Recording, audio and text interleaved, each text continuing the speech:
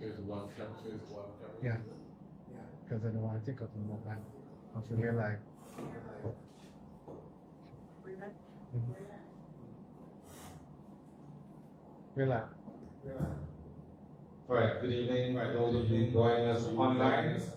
We honor the theme, teachers, strong, resolute, and position for change. Tonight we have a very interesting discussion coming your way, and we will be talking about men in education. Those of sort of the men who have been in the trenches with us for a very long time are here with me this evening. We have Mr. Kazroy Charles. To my immediate right, he's president of the Antigua and Barbuda Union of Teachers. Next to him, the head of the department of mathematics at North St. Secondary School here in Antigua and Barbuda, Mr. Kurt Gordon. We also welcome to the panel Mr. Alden James, and he's principal of the Five Islands Primary School. Lots of things happen in his educator here at Antigua and Barbuda. Good evening.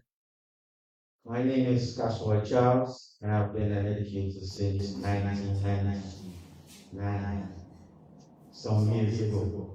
Started out as a teacher at the Upper Comprehensive School, then graduated as the HOD of the said school in the area of mathematics. Currently, I'm the president of the accounting and economic science.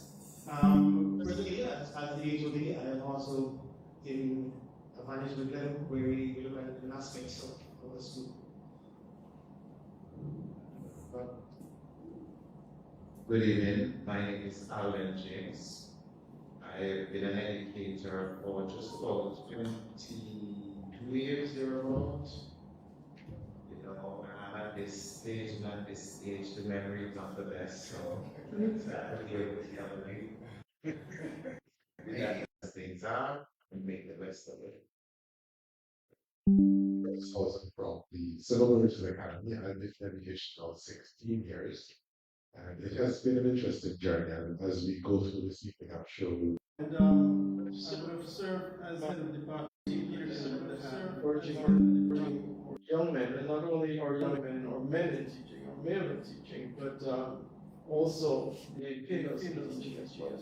So all the rest of everyone on the panel. Right, we'd like to welcome as well Mr. Richard Pierre, Vice Principal of the St. George's Anglican Senior School in Greenville. Mr. Pierre, good evening. Yes, good evening, everyone. And it's a pleasure being here. Thank you for the invitation and short.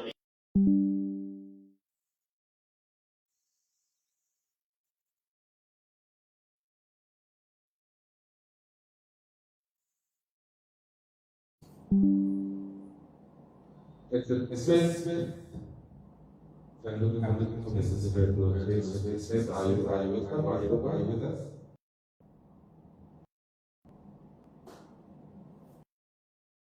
All right, so we said we'll hopefully enjoy this as we continue. So, Mr. Pierre, I was going to say, there were once awash with men in teaching. Ladies and gentlemen, I'll start with the president of the Antigua and Barbuda Union of Teachers.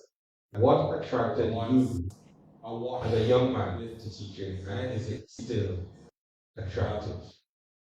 And I'll start with the president of the Antigua and Barbuda Union. Not really As a young man to teaching, and is it still perspective has changed. attractive? What attracted me to teaching was the hours of work and the vacation. Because as a young man, I really pressure. Teaching afforded me the opportunity to partake in sports in the evening, hours of work, as well as during the summer. When because I was supposed to, as a young man, to the profession, interacting with students, parents, learning from my peers. My interest somewhat deterred from the sporting activities and the free time, and more toward making my colleagues of his experience as a teacher as well. What was the attraction for you, and is that attraction still there? The attraction was not there initially. I just come back from to for the first few months up to a year. I did not care much about the students did their work. Much about it was just a job.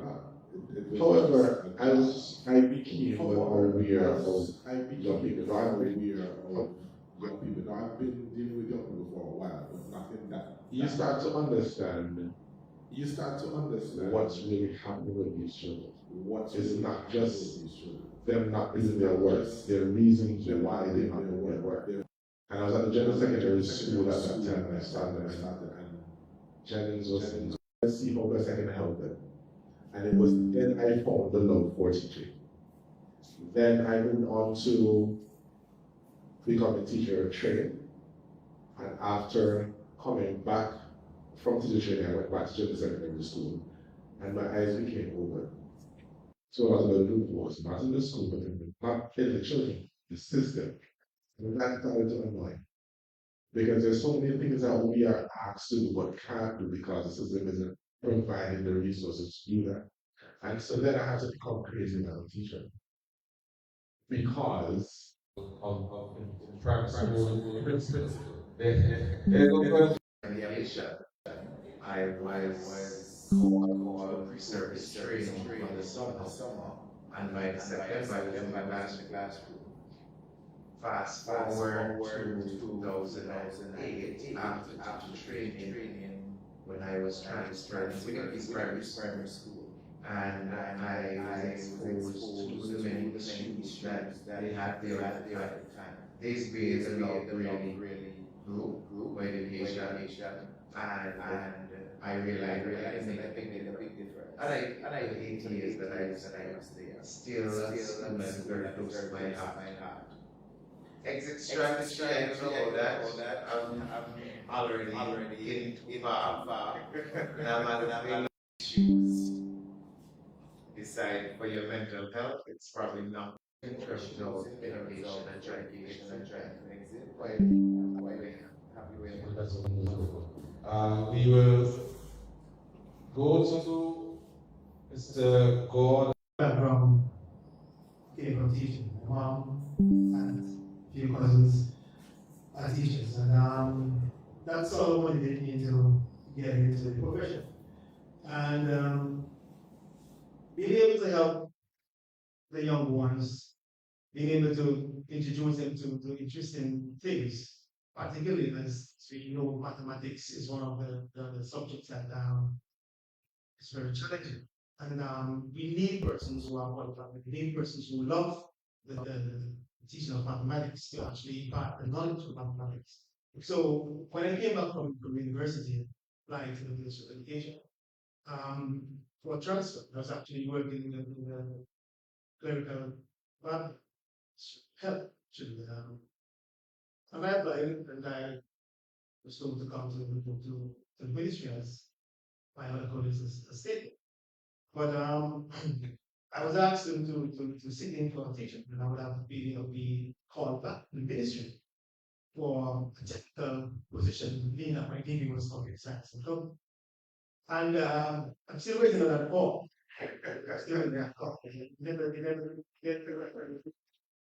So ever since that day in 2007, and the teacher, sometimes if you would even when a student come back to you and say, sir, I have gotten a degree in computer science, sir, I have done this, and you feel good knowing that based on what you have done, would have influenced them in a positive way. The passion, yes, may still be there, as I said, from time to time, but as you get older into the profession, you start to see the times where you need to make a move off. But I keep saying to myself, why would I go? Who would think of that job in terms of imparting the knowledge to those students? Who is going to do it? So then I changed my mind and said, I'm going to stay on. He is in Grenada, vice principal of the St. John Anglican Senior School, Mr. Richard Pierre.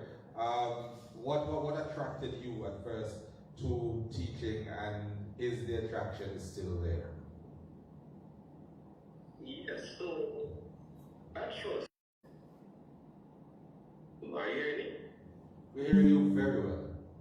Yes, yes.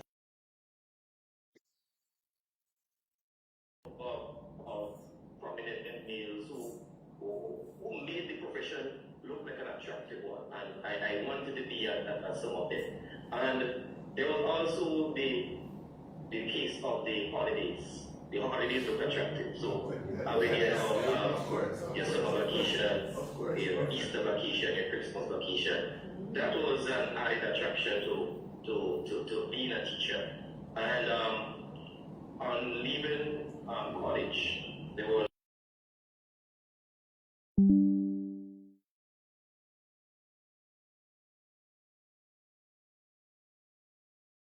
a teacher now, and she started teaching in Form 1 mathematics, and she was so good, they decided to give her a Form 5 class.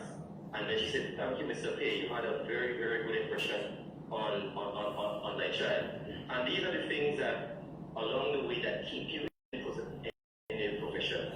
When you get good feedback from past students and parents, it makes you feel good, it makes you feel proud, and it negates any negative thoughts or things that will go along with teaching. Just get in. Let me just say that when I got into teaching, my mother was a teacher, and we were practically teaching since we were children. I mean, all of us who play dolly house know that you set up a nice little board and you teach the others around you. That was the way we grew up. And I got into teaching in 1994, and it was just exciting from there on in. Just even now, it's still exciting. I have seen within the system that we move around in a sense like always feel that in life. And the skills, the experiences I gained throughout those years have helped me to become where I am right now. And because of the relationship, the union, that's another. The union in itself taught me to see things. Years of teaching after I think it was about 25 years of teaching, I had to make that choice, and I had to learn. You know, I'll tell you I've gone through issues where even HQA comes to cut off electricity because of the fact that I was not having cash to make payments. So I'm glad for what the young man said earlier. They were very true. This is not a pageant where you say nice things and everything flows. The thing is that they said plainly, I started teaching because I was attracted to this or that, and they were playing. I'll tell you the truth. Life in itself has its struggles. Teaching teaches you to be strong. And so even to the persons who told me at one point that you have nothing better to get, you have already gotten there, I was willing to push. Teaching taught me that. And I've come a long way. Let's move on to, because the topic tonight is men in education, and I'm going to direct this question to the principal and the vice principal. Your job is to assess teachers. Part of your job is to look into a classroom and look at how the now when they push and they really go to lengths to see the learning take place. Same question to you. You would have had an opportunity to observe teachers in the classroom. What are the differences you would have observed between male teachers and female teachers? And it's not a competition. Just to state some of those positive things that would be unique to your male teachers. Yes, and especially good male teachers, is that there is a certain level of discipline that a good male teacher would instill in the students. It's not that the school tends to have that sense of the students feel a bit more secure and so forth, because they know it's like daddy is around, it's like a male is around. Nothing will happen to me because this teacher, this male is around. So I believe that's a level of discipline there.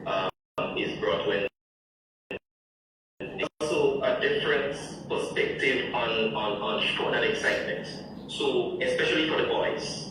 So the males normally wouldn't have an issue bringing the students outside, taking them on hikes, playing cricket, playing football. The students love when a male comes outside. Let's say they are in the yard and they are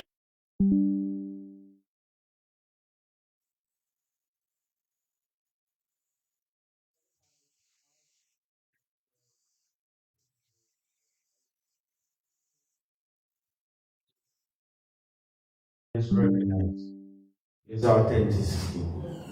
So if they know that you're firm, you stand for certain standards, regardless of male or female, they will toe that line. Yes, as a male, you might look big and strong, but these students test you every time you come to the classroom. And then, if you look big and strong, but when you come to the class, you're weak, they will laugh at you and say you're punky. You command your students, both male and female alike, to be better individual. The girls will look up to you in terms of, hey, that's a man or guy. I would like my father, my boyfriend to be like, and a boy who is aspiring to greater heights. He would say that's a teacher I would like to emulate. I want him to be my role model. Sometimes as a teacher, the child parent or the father. Sometimes as a male, you're the only father parent that child knows. So I wouldn't say that being a male gives you a heads up. It's just being genuine, being authentic. That gives you a heads up in the educational landscape. Just picking up on that, Mr. Gordon, does that factor into your approach to the classroom? Modeling and trying to be that kind of role model to all your students. Is that important in your approach to your students? Definitely, it is very important. As Mr. Charles would have explained earlier, it's your approach to the environment and to the persons that are in your audience. If you appear to be weak, then obviously you're going to be trampled upon. Being in that environment, you really have to show a level of control and be able to garner that respect from the students. Being able to have a good conversation with them and being able to know and understand where they're coming from. Because we have to understand that some of these students are coming from different backgrounds and they have different issues that they really looking for someone to explain or even sit and talk to concerning all these issues. So we have to be mindful that one point in time we're going to have to take charge and make the students know well you are in charge. It is not a male or female issue. Because as a HOD, I would be able to assess many teachers, male or female, and I've seen where in some cases male are not as strong as the other female. So it is me as a head HOD to infuse some of that insight to that male teacher so that we can actually get that level of respect and a level of calmness that we need in the classroom.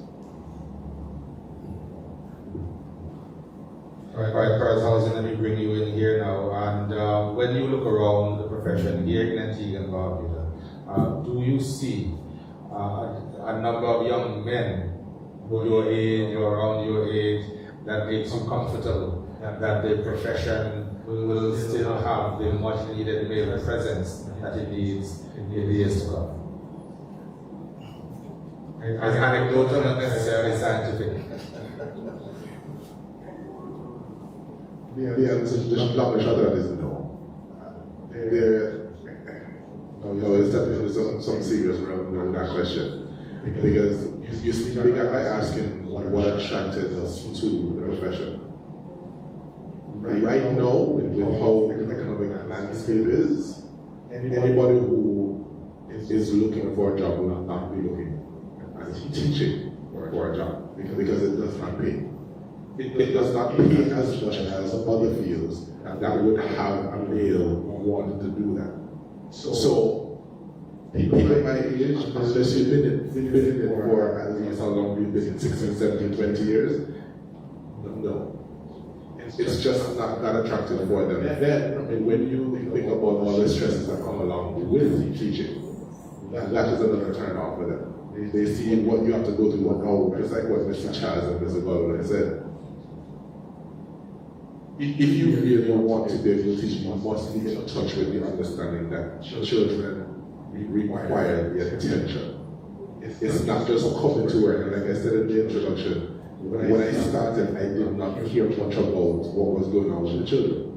But the more I continued, the more I understood, you find that you have to put away that and focus on the young people.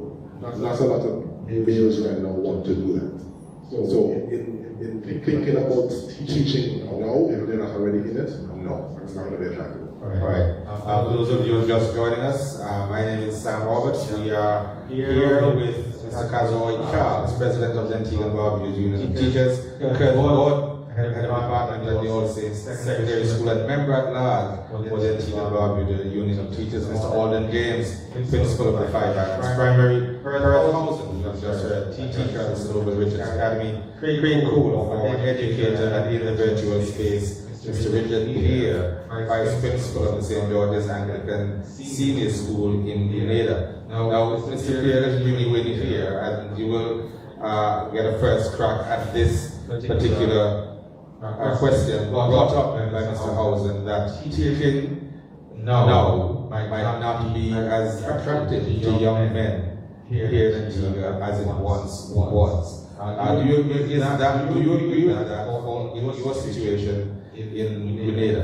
have you seen a situation where there are less men entering the teaching profession there? Yes, certainly in Grenada, over the past few years, there have been less males entering the system, and that's sad to see. I remember when I was at grade 5, there were students who would come into grade 5 and say, "Sir, you know you're the first male to teach me since grade K." Alright, so that's how bad the situation is in grading. Let's say about 80% of the profession now, that could be more, that's a rough estimate, is females in the system. The males are like a time graded Grenada. What may have caused this?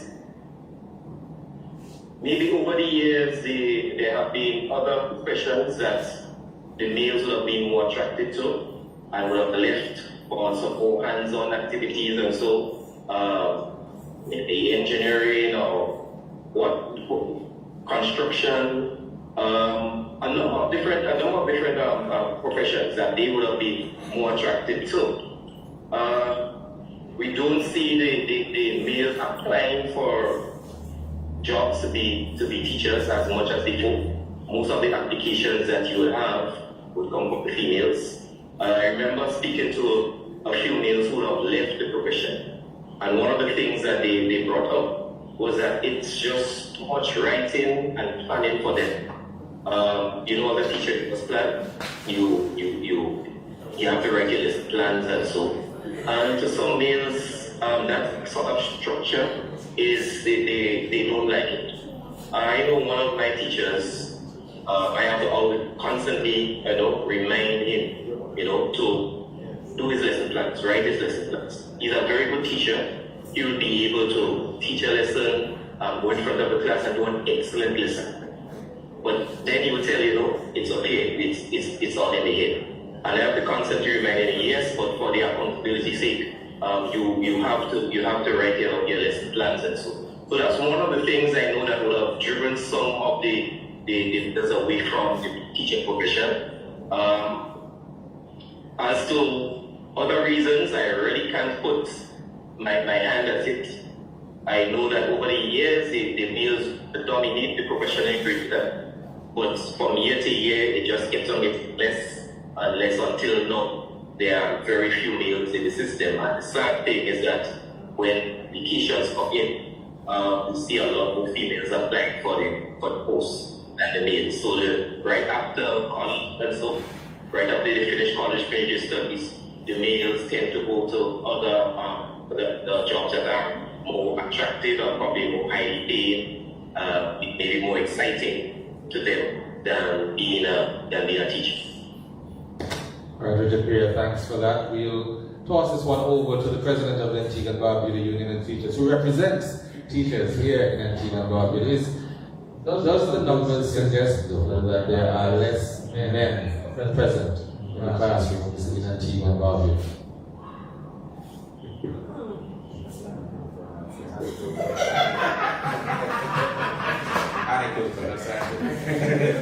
All right.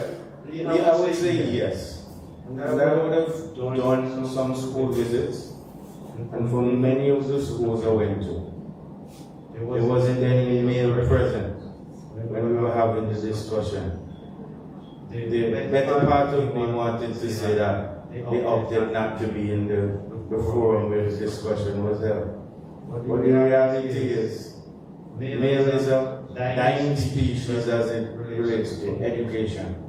And then when I think back, and when I used to attend school, that was the reality as well. Because in primary school, I can't recall ever being taught by a male. And then when I went to secondary school, outside of the tech subjects and sciences, it was predominantly female. So it's a stark reality. And then when I was doing my first degree, I realized that it's a Caribbean concern where it was termed then the feminization of education, and it was alluding to the fact that there is not enough male within the education system throughout the Caribbean. So it is a problem and it needs to be addressed, but some of the things that it will need to attract male to the profession, from a trade unionist point of view, the practice might be looked as discriminatory, because you will have to offer some incentive to male to attract them, which you won't offer to the females, and then the females will feel slighted. Because over the years, as a female, we would have been upholding the standard of education. They would have been there when men choose not to be there. And instead of rewarding them from maintaining and preserving our educational system, you push them aside and you try to entice the males at their expense. So it's a toss-up in terms of where we can strike an equilibrium as it relates to getting more male involved. But we seriously need to consider it, because we need that male presence within our society, within our classroom, so that our boys, our girls can see to be male doesn't mean you have to be doing something illegitimate, illegal. A man can do something worthwhile, be educational, be an educator, and still be regarded as a strong male. But based on what has been transpiring, to be in education, it seems like it's a soft thing. Only a soft boy go home in the afternoon and won't study. Only a soft boy is in class when there's no teacher. The real male will be roaming the streets in the evening. They won't do well in school. They're only supposed to excel in athletics. So I think when we have more male performing well academically and in service as it relates to education, it will dispel that myth that in order to be male, you have to be reckless or ruthless. Mr. Roberts, if I may. All right, go ahead, Mr. Housen. I was just remarking to Mr. Kohler earlier with Mr. James, is that teaching right now isn't, the profession does not hold the same standard that it did, let's say, 20 years ago. And when you hear somebody's a teacher, Mr. The president. Sorry. Tired. Sorry. It is. But you don't hear when somebody you tell somebody that you're a teacher, they look at you going, you teach, where you have it at? The presence, it just does not hold the same meaning it did 20 years ago. And like you said, I'm not thinking about it. I don't remember any male teachers in primary school either. So it seems like a female-dominated situation. But I'm not sure. I really don't know how we're going to make that change, but it does need to be addressed, where the profession is looked upon as being something important once again. And then I think, males will be more attractive. And of course, we know money is one of those things that will attract. Because again, like I shared earlier, for a male right now, and I can speak from experience, I wanted to build a house. And in order for me to build a house, I have to be making at least $5,000. And I couldn't get the house because of what the education pays. Not even the low income house, and that's how bad it is. So when a man sees that he can't even build a house with that, why am I going to teach him? So it needs some sort of revamping where I think, starting with the P is one. But yes, there's going to have to be some sort of incentive where males will become more attractive to that. All right, jump in here. Go right ahead. No, permit me to play devil's advocate here. Because if all of you males on the panel agree that you had no male guidance in school until secondary or whatnot, then the question I am thinking here is, do you really need a male? Because looking at things, you turn out pretty okay. So, do you really need the males? Come in. Yes. Go ahead, Mr. Gold. Just look at it from a different perspective. The situation of males. Let me talk about agriculture. When I first tried to teach agricultural science, it was difficult. You know why? Because people looked at farmers as being poor people. People looked at farming as demeaning, etc. I have students right now that are making lots of money from farming, past students. And they would gladly call me and show me they're making money. We had to teach them to appreciate farming. I had to appreciate farming, first of all, because at one point I was ashamed to say I was a farmer. So I first had to believe, and then I had to teach them to believe. And then it became exciting for me and for them. I believe it's the same with teaching. How many career day activities have you been to and seen the teacher being highlighted as a career? You go to different schools, you're at a school, Mark, and you're seeing all these pilots, lawyers, etc. Who is pushing the idea of teaching? And then look also at another issue, the emasculation of the male in teaching. When people modify what has been working for you to suit what is not working for another country, which is forcing it upon you, you can't teach. You have been relegated to a puppet in the classroom. You see, I've been to schools where students talk to the teachers how they feel. They tell them plainly, you cannot touch me. And you see, the male would look at that and say, well, Mr. Cole, I have a house, I have a family, I have to take it. I said, no, that's not how it goes. You have to recognize you're a man. And so when I tell a child, listen, let me tell you something, I am going to deal with you. And you bring parents to me, I will put some lash on them because they have no right to come to me. Right. When you tell a child that, the child will know his or her place. The emasculation of the male has caused a bit of that because the rules that have been introduced, which do not work in other countries, which are forced upon us, and which our crazy leaders sign on to, without consulting the teachers, have contributed to that. Now you talk about money, let me tell you something. I stood in front of a class last, 4 years ago. And I said to that class, it was at Jennings, career day. I said to that class, I make $12,000 a month, and this is the career you can do X, Y, Z. So they looked at me like, wow, $12,000 a month. A few months afterwards, I was making $0. You see, the child hears that, and the child thinks it's the greatest career. I want that. It sounds good. But understand all careers have their struggles. And you have to teach the child to appreciate your career, to appreciate teaching. When the child sees that, when the other males around you see that you appreciate it, they will want to go after it. We have had to teach men in teaching to become men.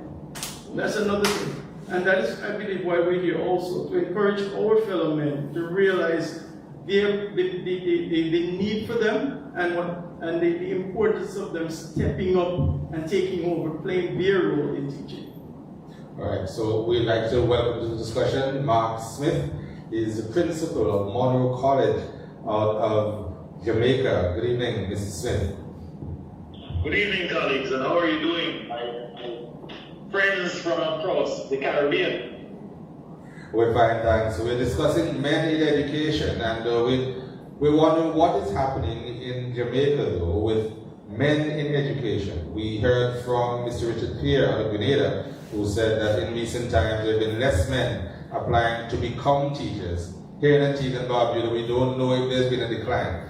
We think we're just holding straight because there's never been a preponderance of men in education. But talk to us about the Jamaica experience with men in education. Well, thank you so much. I listened keenly over the last few minutes, and it's amazing that although we're in different territories, many of the concerns are the same. I would say there's been probably a stable number of males in this education. It's not enough, as we are a small representation of the total population. It's interesting, though, that if you look at the history of, for instance, the Jamaica Teachers Association, we have had primarily male leadership positions.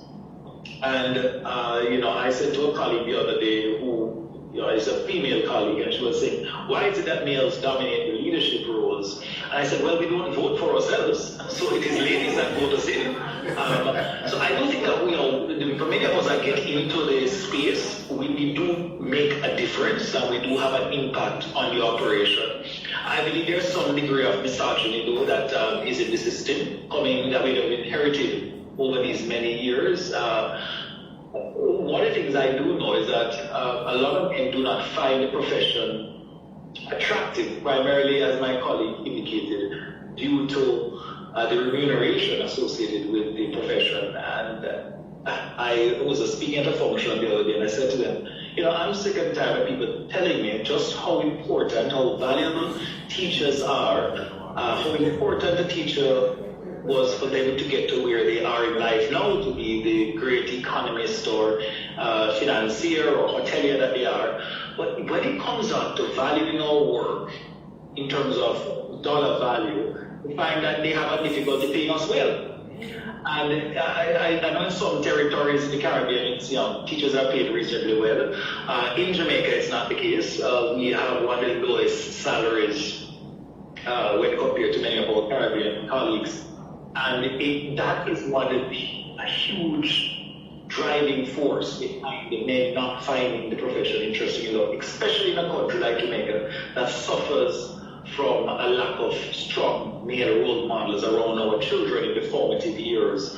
And there's a lot of work that's been done coming out of the University of the West Indies. Name is slipping me now. A particular sociologist has done a lot of work around it, and the value of positive role models in the life of a child, particularly boys.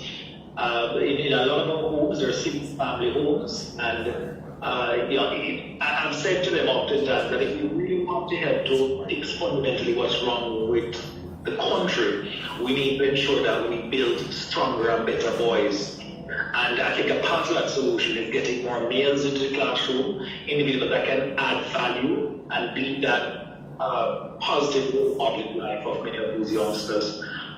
So I for one think that we have to tackle that issue of economics, and where there are great opportunities. I find also that males are more likely and less likely to just do the job for the love of the job. In my experience, many of us, we do it because of the economics, or economics is a greater driving force in whether or not I stay or go. It partially is sometimes due to the established gender roles that we have. So men generally like to be the ones to earn more than their female counterparts. And you'll find that a man will, if his wife moves up into a position and he can't earn anything, he'll leave and go get something else that pays him better. You have some of those things to think about, and the perception of the society that a man should earn more. And so sometimes we are in this, we can't make it, and so if we're not earning a certain amount of money, we move to something else, That I think, however, is one of the critical driving forces, that whole economic pattern. I think oftentimes we talk around it, but I think if we paid a lot more, you'd find a lot more men more interested in going in. There is, however, a school of thought that would say that by the nature of teaching you, it's a lot of nurturing that occurs in this job. You tend to have to be empathetic towards people, a little more patient, a little gentler with people, and as a result of that, it is the strengths of the female gender a little bit more than our conceptualizing what the male gender is supposed to be authoritative. And to be truthful, in many schools, the male often occupies that role as the authority figure in the school. So there are those roles that we have to contend with. I think a colleague earlier mentioned that boys that do very well academically are seen as sissies and weak, and the role of a male, and popular culture or pop culture promotes that concept. I know definitely for Jamaica, it's something we battle with. Recently there was a song locally that spoke a lot about dunce, being a dunce, and sure, don't have to go to school, and being the back of the class was the best thing. It was great, and that song became like #1 in the island. And it was of such huge concern. There was huge debate about it as to why a song like that would have, and then the boys, and there were bands people were wearing that was pronounced, mispronounced, that were dunce. In a culture where we're struggling to lift up, the whole concept of males being intellectuals and being able to have, discussing matters and getting involved in school and going to university. In Jamaica, for every 100 individuals you find with a first degree or higher, and you put them in a room, 80 of them are going to be females, only 20 will be males. And that creates an imbalance when you talk about, family structures and homes. And I like to laugh and tell them, I say, listen, after 10 of those males get married to 10 of those females, the ratio moved to 70 to 10. And not all those remaining 10 men may be interested in females. So then you also have another broad candidate. There is quite a lot that's going on in our space, and for those of us that have stayed, we have a Herculean task, I think, in helping to promote the value of it, because we need strong educational institutions, as I believe it is the way we really fundamentally restructure and re-engineer our society. All right, thank you so much for that, Mr. Mark Smith, principal of the Monroe College, and founded in 1856, and but primarily was a boarding school for boys. Is it still that? Absolutely, yes. It is an all-boys institution. We have around 1,000 plus to 1,100 students. And all boys, and our curriculum is definitely geared towards trying to promote the best practices with males, and to a large extent we're considered one of the top 10 schools in the island. So, and that's sort of probably close to 170 schools. Yeah. Please accept our congratulations. Let's move on to you, Mr. Gordon, and you spoke earlier about your attraction to teaching when you were newer. Now, with with lots of experience, what would make the job now more attractive to you? Let's say you were back then. If you were not teaching, you were still a very young man looking with all your life still ahead of you, what would make this job now more attractive to you? Well, definitely, in this day and age, money makes the world go round. And definitely, a good salary, good enough salary to afford you to provide for your family is basically what is needed. I will go further than saying, recently, as an individual, I approached the bank for building construction financing. And the financer looked at me and said, I have to be working for almost $8,000 a month in order to get a home just about $250,000. And I'm like, it is not even a home that can house 4 persons. And I was really taken aback. So therefore, the remuneration packages that are out there for teachers has to be expanded in order to give us a better life. And that is what would attract me now, if I'm looking at it from that perspective. The same more. When you have persons coming from different universities who have done engineering, as was alluded to earlier, they would prefer to go to do engineering because some of my colleagues would have graduated with me back then are working for almost twice the salary, sometimes 3 times the salaries that we are working for right now. And does not that the qualification that they have is much better than ours. So therefore, definitely, what would have attracted us at this point would be a better remuneration package. Even if it is not from a financial perspective, but there's supposed to be other amenities there that can, make the package look more attractive. All right, so points raised there, and Richard Pierre, we'll bring you back into the discussion since a lot of this stemmed from comments that you made. I'm very young Richard Pierre, just looking ahead, all his life still ahead of him. What would make teaching attractive to you? So at this moment, as my colleague said, one of the things would be a better remuneration package. Looking at the work that teaching entails right now, it is not easy. And we are dealing with a generation that always wants to be on the move. The things are moving so quickly in front of them, and they need to be challenged and excited about learning. And that requires a certain level of preparation for you as a teacher. And of course, you will have to put in the work. If going into teaching, you find that the remuneration package is not where it's supposed to be, then you will not be attracted. Another thing, right now, you have to package teaching and market teaching as something that both males and females will want to be part of.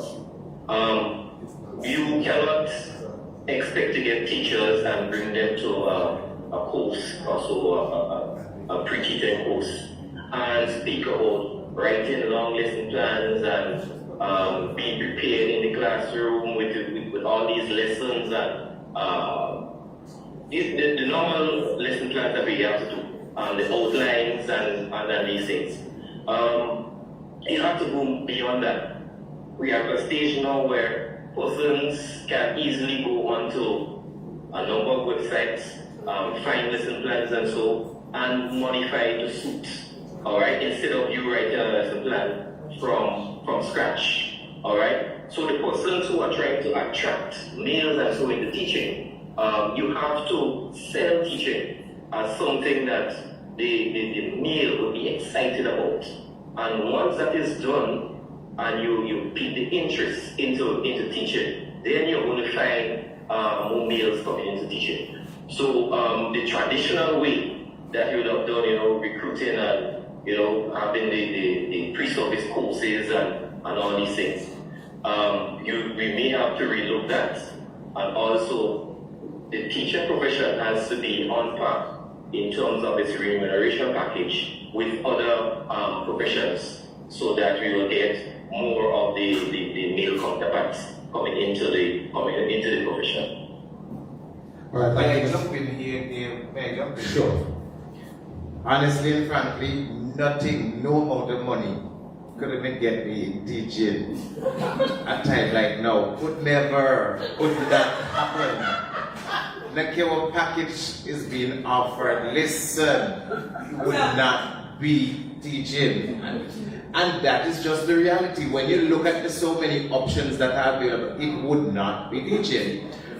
Case in point, when I do, because I have a lot of little side gigs running, and when I do a catering, when I do 3 days catering, I make more money than what the government is paying me in a month, right? For 3 days.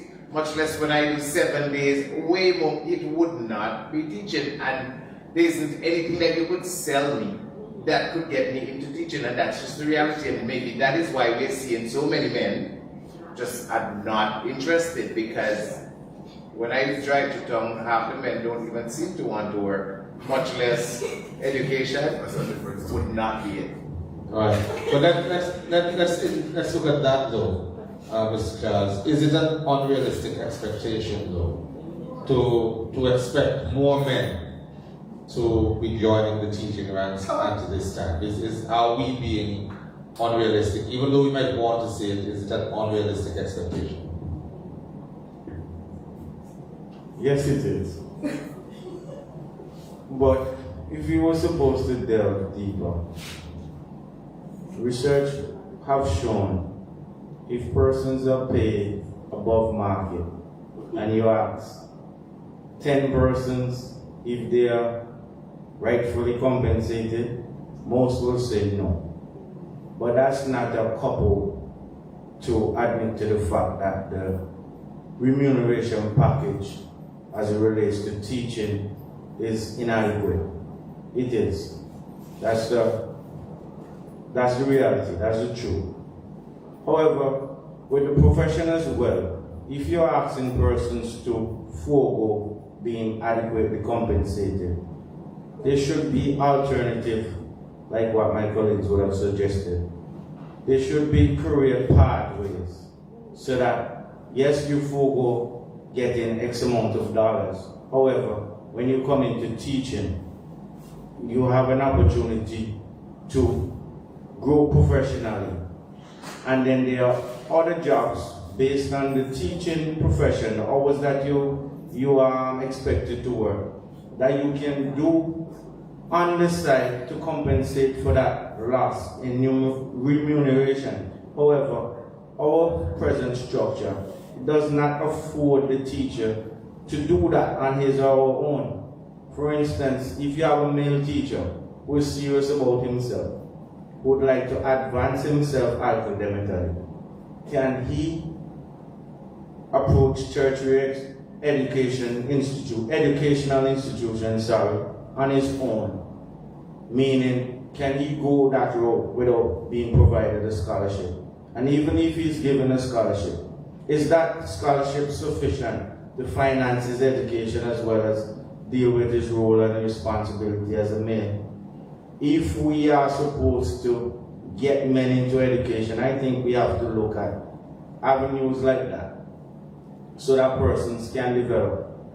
And when I think about this, I think about university as well. Because at the university, the dean used to say, persons who can't matriculate into any other discipline, they run to humanities and education. Because the requirements are a little less stringent than the other discipline. And as soon as they get the academic credential, they transfer into the discipline that they sought initially. So again, in teaching, we can bring male up to where they need to be, so that the monies that they're not being paid as a teacher, they can get it using alternate roles. And I can recall when I did my pre-service training, the facilitator told us point blank, if you expect to get a good salary, you're in the wrong place. What you have to do is design ways to make money in your downtime. Secondary school, you finish working at 1:30. Therefore, find a way, seek out a way where you can make additional money between 2 and 8 or 2 and 10, whatever you choose to do. Also in the summer, you should find something to do in terms of supplementing that income. But if you're going to rely on teaching as your bread and butter, you will be found wanting. If that was the case when I started in 1999, why is it the case today? If it's the reality, why hasn't our government or Ministry of Education done more to advocate to prop up the remuneration package for teachers so that the profession is more attractive? So, as you correctly stated from the answer. We're here discussing this, but until we put what we say into practice, we will always be sitting here having the discussion that there is an underrepresentation of male in education in Antigua. Mr. Cole wanted to say something, but may I ask a question, please? Go ahead. It's interesting that you stated that about doing the side gigs, and like Mr. James said, he has to do those things just to supplement. But then the other challenge is, which is what other males would see, when you do those side gigs, they're frowned upon. You're seeing sometimes even persons within the Ministry of Education, they look at you in a particular way, they speak to you in a particular way, knowing fully well that if I'm relying on just that, it's not going to happen. So again, why would somebody, like you asked Mr. Roberts today, seeing that I am working, I have to do 3 separate jobs while teaching, they're not going to want to do that because again, you talk about going from 8 to 1:30 as a secondary teacher, and then I have to go from 2 to 10. When do I sleep? Yes. Because again, you expect me the following morning to be an effective teacher, but tired, like no. So I'm saying, trying to understand how then we want. This is my biggest issue with education. You want me to be a holistic teacher, and as an individual who I'm a perfectionist. One of my mentors told me that, and I didn't want to believe it, but I am. Being a perfectionist, I want things to be done well, and this is what I aim to do. But then I have realized that within the past 5.5 years, I am tired every day. Because I have to be putting out at work, dealing with our young people because I love them. Then I have to find something else to do on the weekends, which are even more busier than the week. And then by Monday morning, I am trying to figure out, Lord, how am I going to do it? Do I really have to get up today and go to work? You know, so it's, but then never crash. That's not the thing. So I really find it hard, and really it just annoys me that we are stop thinking about it. That the government does not put education in such a light way. It is seen to be as esteemed as it once was. That it keeps me interested in being here, which is why I keep talking about finding an exit strategy, because I am every day just so tired. So something has to be done where I do not need to, as a male, find all these different things to do and still be asked to be perfect in the classroom. Before you jump in, Mr. Cole, I won't really say that the government needs to see education in a different light, because from my perspective, government still view teachers the way that they viewed them years ago. And Mr. Cole would have alluded, his mother was a teacher, and back then his mother wasn't rich, but she wasn't rich. They didn't live lavish, but because the profession was considered to be noble, they suffered in silence. They would act like they have it, but the standard of living wasn't anything to celebrate. They learned to be contented with what they have. And I think it's a similar mindset they have these days. They didn't know that back then the teachers weren't compensated the way that they should. Society used to give them the recognition that teachers were supposed to be given.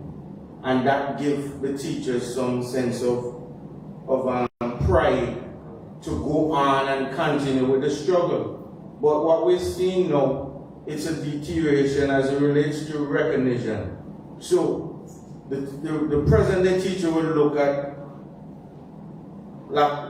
him or herself as, hey, you're not paying me the way that I'm supposed to be paid. Yet still they're not giving me the recognition I deserve. And then when I try to get what I need on my own, like you alluded to, you're frowned upon. You instead, because it's an expectation when school is over, we're supposed to go and prep for the next day. We're supposed to mark papers for the next day. But then, with me marking papers, prepping for the next day, and I have these bills to pay that I can't pay. You work for money. If you're not giving me the money, I'm going to look for another work. But then that comes at a cost, because I'm not able to do those additional things that will make me a better teacher. So the time has come for society to decide. You want teachers to focus on teaching slowly, so you must remove the distractions. They can't be looking for additional income. Pay them just like the lawyer. When I say like the lawyer in most cases are paid adequately so they can do the research that they need to do. So when they come to court, they can present a case that will make their client successful. The same thing with the teacher. Pay them the way that they're supposed to be paid so that they can go home, do the requisite prepping for the students so that the students that they turn out reach their fullest potential. Right, we have Mr. Mark Smith, the principal of the Monroe College in Jamaica. Go right ahead. Yes, I was listening to my colleague share passionately his position on how it is we do it all the time. I just want to zoom in on something he said I think is so pertinent for us to understand. I think we're really in a different dispensation. And as he rightly said, traditionally there was this thing that we're doing is a noble profession. I also like to put it against the backdrop that in many communities, teachers were the only ones, say 40 years ago, 50 years ago, 60 years ago, that could read. We were a living, the clergy probably could read, teachers were one group that read, there are a few doctors, and so, you found that teachers, especially, we're going to speak a lot about Jamaica context. So, in our constitution, a teacher is the only person within the civil service that can retain their job as an educator, as a teacher, and still hold an office of government. So we have, for example, a member of staff who is a councillor.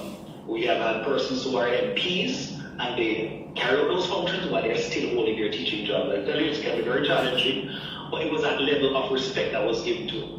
However, as the economy started to develop, and we had individuals being recognized and their salaries improved, teachers never really got that commensurate return in terms of what you do and the value placed on it. But we're in a dispensation where people are agitating that my time is my time and you pay me for a specific amount of time. And teaching is one of those professions where we're expected to carry out all these tasks on our personal time. And I personally have a problem with that.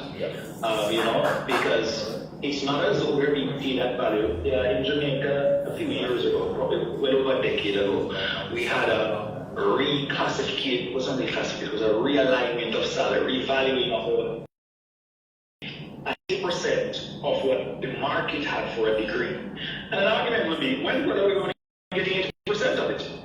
Why not 100% of what a degree is valued?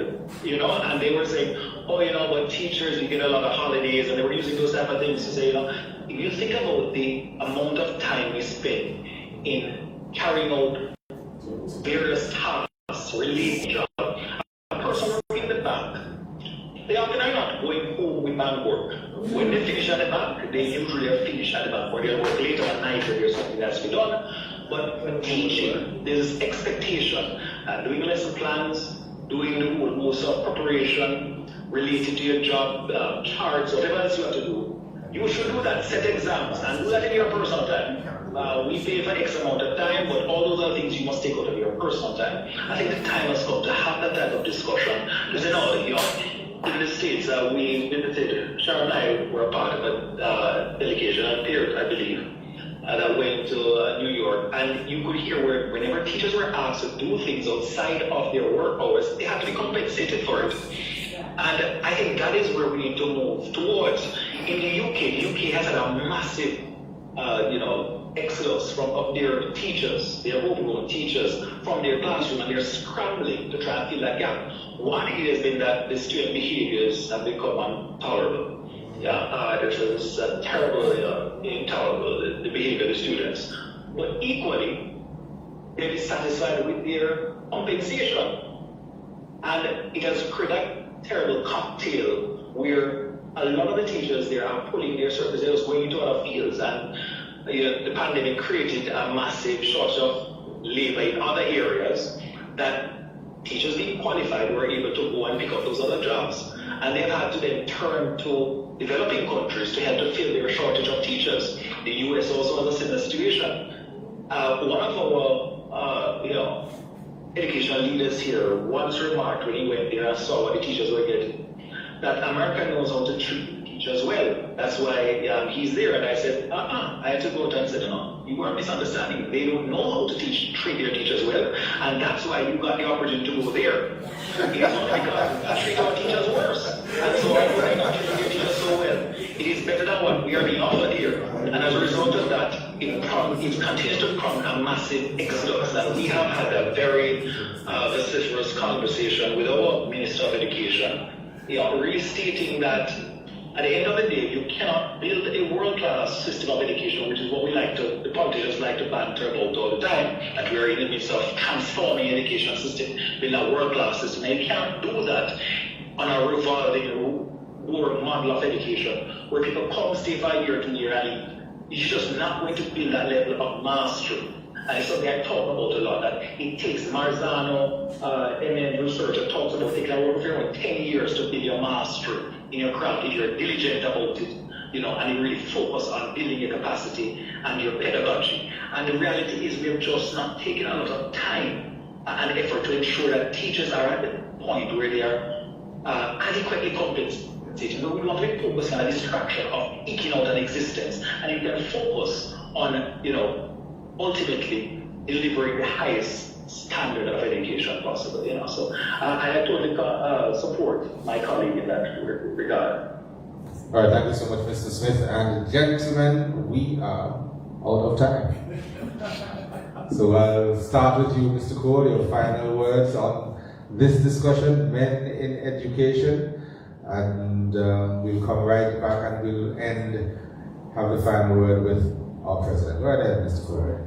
Well, the good gentleman made a very valid point. As we wrap up, I would like to say to the union, when recently the union took action, I was there cheering you in the background and also in front. I made some serious noise. You know why? Because you need to drive the message home. If you want males to become more part of the teaching system, you set the base right now. You let people respect you. One of the reasons why we're where we're at right now is because we allow people to disrespect us over the years. When you go to negotiate, you set the terms. You establish the terms of negotiation. And that is very important. You lay it down to them. You talk about politicians recognize. Politicians don't recognize nothing. They put people in front of you as your education minister, etc., they lack the basic competency to do the work that needs to be done. I'm telling you plainly, that's how they disrespect education.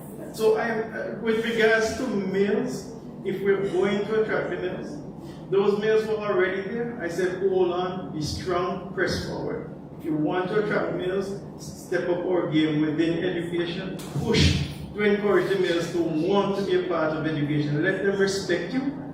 And you teach the society, you carry the society the way it is supposed to be carried, so that the males themselves will want to be a part of this force that we call teaching. Thank you. All right, Mr. Perez-Hausen. I will agree with what Mr. Cole just said, and the one thing that was shared earlier. Being genuine is also something that we have to do as males. Being genuine with our young people. They can tell when you are, thank you. You can tell when you're fake. And in a world like today where we want to attract males, the males need to see real men in the classroom. Let them recognize that you can still have fun, but there's also a time and place for everything. So as a male to another male in the classroom, like Mr. Cole said, step up your game. Let them see that you can still be the authoritative figure, but also a friend, somebody they can talk, somebody they can actually find solace in, and then model that so they can see, yes, you can be firm, but yet still have that soft space so that you can grow. It's not about just being hard all the time, because if I can say, I've learned a lot from my female principal. I'm one of those persons who are very cutthroat, straight. I don't deal with that. But then there are times when you have to stop, listen, understand, and then act. And doing that, it develops you as a male individual. That even when you get your own children, you're able to handle it because they will see you as someone that they can always come to because you're fair and they'll respect you. And in turn, society will respect us. All right, Ms. Alden James. So we'll tell you the truth. Teaching was the thing I thought would be the very last option for me because I was a very problematic student. I used to make those teachers howl. Honestly, I was one of those. And teaching has really helped me to become that patient person. It has helped me to become the person I've become. And I'm just hoping that somebody else, another male in education, might get a similar experience from that. And so don't shut the door on teaching. You just might make the right step, hopefully. All right, Mr. Kurt God. As a male, I think one of the things that our advice is we should have that spirit of discernment, being able to see your students for who they are so you can reach them. You must be strong. Ask for that strength spiritually, emotionally, physically, because you need that. And particularly in this modern age that we are in. The students that we have to interact with are so different than what we were back then. So therefore, you have to show the strength, show the genuine person that you are, like my other colleagues say, so that you can reach them and let them understand that there's still a space for them and make them better persons, so that when we in our twilight age can be satisfied that the world is a better place to live. All right, Mr. Richard Peer, your final words. Yes, once again, I would like to thank you for having me here.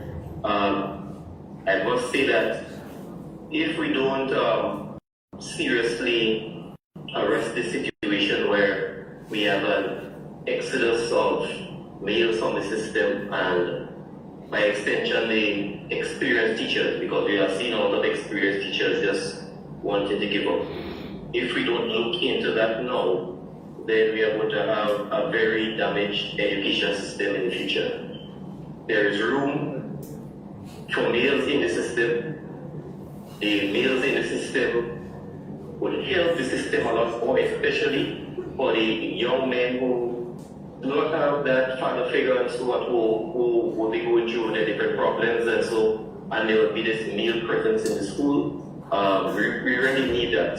And we need to seriously sit down and have more discussions like this of males in education and the value that we add to it, and try to make the profession a bit more attractive, especially with the remuneration package. And if we do that, and we seriously take the steps now, then the future will be brighter. But if we just ignore that, what is going on now, we can find ourselves in a number of problems. So the powers that be, let's really look into the males in the system, look at the experienced teachers who are sitting in the system, do a postmortem, do some open heart surgery on what is going on in education, so that in the future we'll have a strong enough education system. All right, thank you so much, Mr. Peer. And Mark Smith, Principal of Monroe College, your final thoughts? Well, I want to thank you guys for the forum that you have created and facilitated to discuss what I think is a very pertinent relating to males, a very critical set of stakeholders within our system. Oftentimes they're overlooked, but I believe that we have to give them a voice. I take up the office of President-elect of the Jamaica Teachers Association in August of this year. And one of the things that I have placed on my mandate, my program for the year, is the need for us to have a Men in Education conference. And I'd like to have, just listening to you, I think it was a rich discussion that was facilitated. I would love to have you gentlemen join, and I will talk to Sharon as how best we can coordinate that to join the conversation and to be a part of what we hope to facilitate here as a conference. It's interesting, gentlemen, that every year we have complained about not having a lot of males in education in Jamaica, and yet we don't really have a male education conference, but we have every year a female conference, a big, splash big speakers from overseas, everything. I'm saying, that's funny. Where you really have a problem, you're not really creating, something to engender a level of value and importance. And so it is something that I think we have to really focus on. And so I think it's quite timely that I would have been invited to something like this. And I'd really like to have you as guests join and share your perspective, because it's obviously not something unique to Jamaica, but it's something that I think is very important for us to all tackle together with one voice. So thanks again, colleagues. It was great sharing and with you all and listening to your perspectives. All right, thanks so much, Mr. Mark Smith. And our final word this evening will be from the president of the Antigua and Barbuda Union of Teachers, Mr. Casroy Charles. All right, I will first take us back to something that Mr. James said. We are speaking about wanting more males in the classroom, in the educational landscape. But based on how we turn out, is it a necessity? In my mind, yes it is. Because when I look at education, I look beyond the success story. How many males would have forfeited their educational pursuit because they didn't have that male presence when they were in the classroom? Working in a co-ed school, you can automatically identify the academic inclination of the students in the class, because when you go about your daily routine, the classes that are underachieving, they're predominantly male. Whereas when you have a single-sex school, males.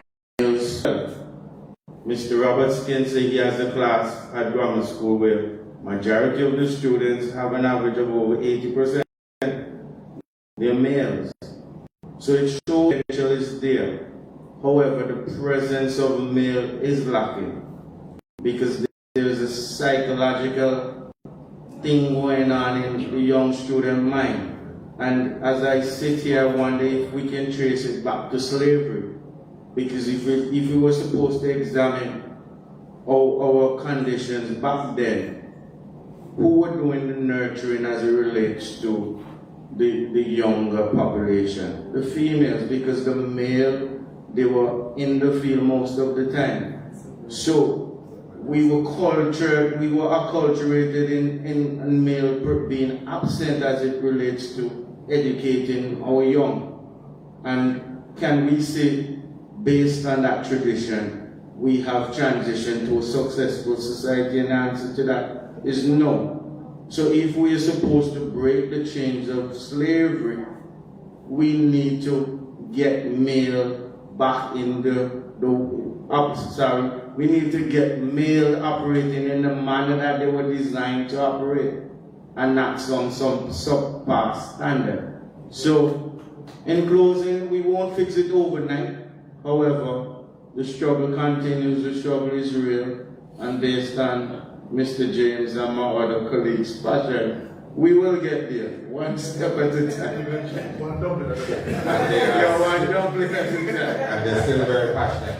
The Antigua and Barbuda Union of Teachers celebrates 98 years under the theme Teachers, Strong, Resolute, and Positioned for Change. With me this evening, the President of the A&BUT, Mr. Casroy Charles, Kenneth Gordon, HOD Mathematics from the All Saints Secondary School, and Member at Large of the A&BUT, Mr. Alden James, Principal of the Five Islands Primary, a teacher at the Sir Noble Richards Academy, Mr. Perez Housen, former educator Craig Cole, and in the virtual space, Richard Pierre, Vice Principal of the St. George's Anglican Senior School in Grenada, and Mark Smith, Principal of the Monroe College in Jamaica. Gentlemen, all, thank you so much for being a part of our panel, and for those of you who joined us online, thank you so much for being with us. Have a good evening.